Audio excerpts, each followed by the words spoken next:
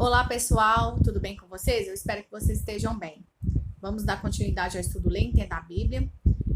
Nos vídeos passados nós estávamos falando sobre o adultério que Davi cometeu e tudo que veio depois desse adultério.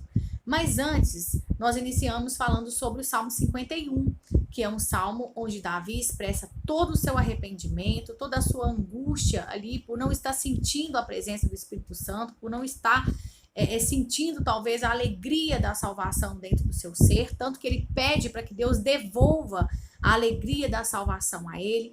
Ele pede para que não retire o Espírito Santo dele, ele pede que dê a ele um espírito estável.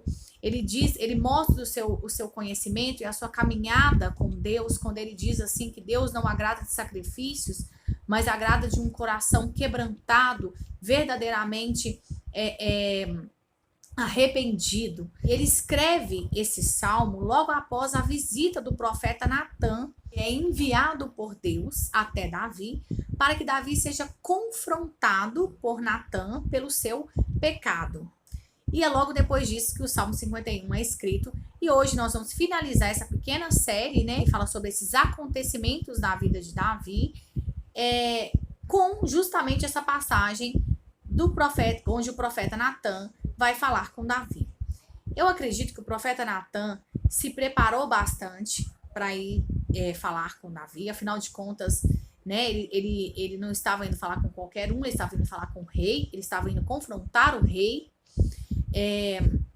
Eu acredito que ele tenha pensado bem em como ele ia fazer isso, em uma estratégia para fazer isso. E eu achei a estratégia de Natã muito inteligente. Natã chega com uma história para Davi, né, um caso para que Davi pudesse resolver, para que Davi pudesse julgar, porque naquela época o rei não era somente rei, ele era juiz também. Então Natã chega e coloca diante de Davi uma situação. Ele diz assim: havia dois homens em uma cidade, um era muito rico e possuía muitos bois, muitas ovelhas, muitos cordeiros, e tinha um outro homem que era muito pobre, que tinha somente uma cordeirinha, mas da qual ele tratava com muito zelo, com muito carinho. Aquela cordeirinha bebia em seu copo, ficava na mesa com ele, essa cordeirinha dormia em seus braços e era tratada como filha. Certo dia, o homem rico recebe uma visita, um viajante em sua casa.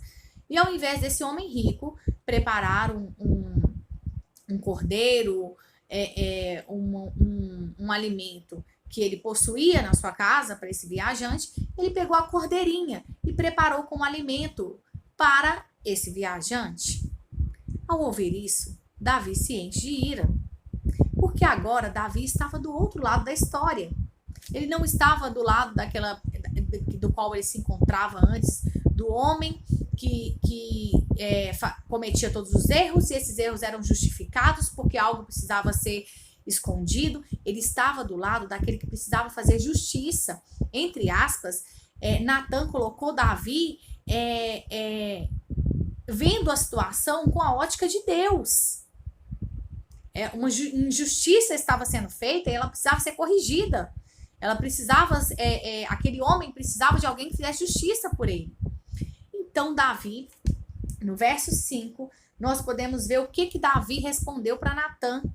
E o que Natã, qual é o recado de Deus para Davi diante dessa situação? Diz assim: então Davi encheu-se de ira contra o homem e disse a Natã: juro pelo nome do Senhor que o homem que fez isso merece a morte, deverá pagar 4 vezes mais o preço da cordeira, porquanto agiu sem misericórdia. Você é esse homem, disse Natã a Davi. E continuou: assim diz o Senhor, o Deus de Israel: eu ungi rei de Israel e o livrei das mãos de Saul, que foi o rei que antecedeu Davi. Dei a você a casa e as mulheres do seu senhor. Dei a você a nação de Israel e Judá. E se tudo isso não fosse suficiente, eu teria dado mais ainda. Nós paramos por aqui a leitura. Natã falou muito mais para Davi. Natã passou várias coisas que Deus tinha falado com ele para Davi. Mas para a gente aqui hoje, esse é o suficiente. Então Deus coloca diante de Davi o seu erro de uma forma diferente. Ele usa Natã para Davi enxergar o seu erro de uma forma diferente da qual ele estava enxergando antes. Então, ele mostra para Davi que ele tinha tudo. E aquele homem não tinha nada, ele só tinha uma esposa. Davi tinha várias mulheres à sua disposição dentro daquele palácio. Ele podia ter qualquer uma delas de forma lícita, mas ele preferiu ter a mulher de Urias, ter a mulher de um homem que só tinha uma. Davi, diante dessa situação, ele olha o profeta Natan e diz: pequei contra Deus. Naquele momento ali, ele cai em si, né? E aí o profeta Natan diz para ele assim: o Senhor perdoou o seu pecado. O Senhor já conhecia Davi. O Senhor sabia quem Davi era, conhecia o seu coração, conhecia os seus anseios, e Davi ansiava ter uma caminhada com Deus. Davi ansiava permanecer com Deus.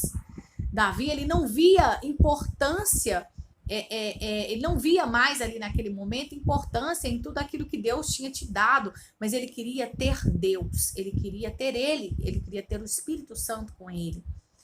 E Deus sabia disso, Deus sabia que aquele arrependimento seria genuíno.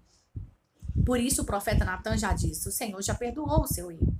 Só que nós não podemos fugir das consequências dos nossos pecados. A Bíblia diz que se nós temos os nossos pecados perdoados, as nossas transgressões perdoadas, os nossos pecados apagados, nós somos felizes. Eu acredito que Davi continuou, ele foi feliz, porque ele teve os seus pecados perdoados. Mas as consequências dele, Davi não pôde fugir. Então, quem pode, né, deve continuar lendo 2 Samuel, que teve ali uma série de acontecimentos na vida de Davi, principalmente no âmbito familiar, dos quais, com certeza, Davi não queria nem de perto passar por isso, mas eu acredito que Davi tinha o que ele julgava ser mais precioso em sua vida, né? Que era a presença de Deus com ele, era a alegria da salvação pulsando no seu coração. Tudo se tornou muito pequeno diante daquilo que ele tinha perdido, né? Que era a alegria da salvação. O reinado se tornou pequeno, tudo que ele tinha ali dentro daquele palácio, tudo que ele tinha conquistado, né? Na força de Deus, com a força de Deus na vida dele, tudo aquilo se tornou muito pequeno diante daquilo que ele não sentia mais. E que tudo que a gente tem, a gente consiga ver com esses olhos que Davi viu. Tudo muito pequeno, tudo muito pouco diante da alegria da salvação dentro dos nossos corações. Que Deus te abençoe.